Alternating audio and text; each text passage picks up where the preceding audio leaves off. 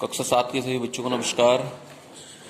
आज हम सामाजिक विज्ञान इतिहास में मुगल साम्राज्य इस चैप्टर को वैसे आपको पहले पढ़ाया जा चुका है। जो इसके प्रश्न उत्तर करने हैं उसको समझा रहा हूँ।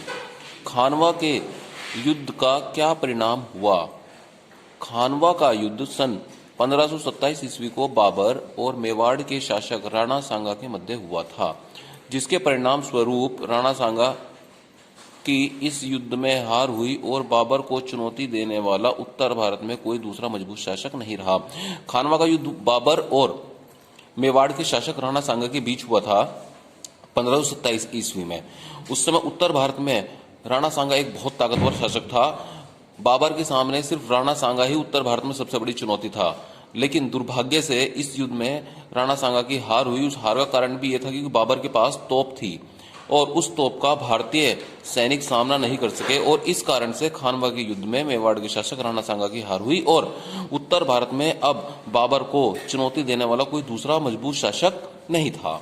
दूसरा प्रश्न है, हुमायूं तथा शेरशाह के मध्य हुए युद्धों का वर्णन कीजिए। हुमायूं और शेरशाह के बीच में वैसे तो कई सारे युद्ध हुए, लेकिन इसमें दो युद्ध सबसे ज्यादा प्रमुख है। एक चौसा का युद्ध सन 1539 ईस्वी में हुमायूं और शेरशाह के मध्य चौसा का युद्ध हुआ। इस युद्ध में हुमायूं की हार हुई। यह युद्ध चौसा नामक स्थान पर हुआ था, जहां पर हुमायूं को शेरशाह ने हरा दिया था और हुमायूं ने एक नदी में कूदकर अपनी जान बचाई थी और इस प्रकार से हुमायूं के इस युद्ध में प्राण बचे, लेकिन वो युद्ध हार चुका था। कन्नौज का युद्ध दूसरा, ये 1540 ईस्वी में होता है। इस कन्नौज के युद्ध को बिलग्राम का युद्ध भी बोला जाता है। सन 1540 ईस्वी में हुमायूं और शेरशाह के मध्य कन्नौज का युद्ध हुआ। इस युद्ध में शेरशाह ने हुमायूं को हराकर भारत से बाहर भगा दिया तथा शेरशाह दिल्ली का शासक बना।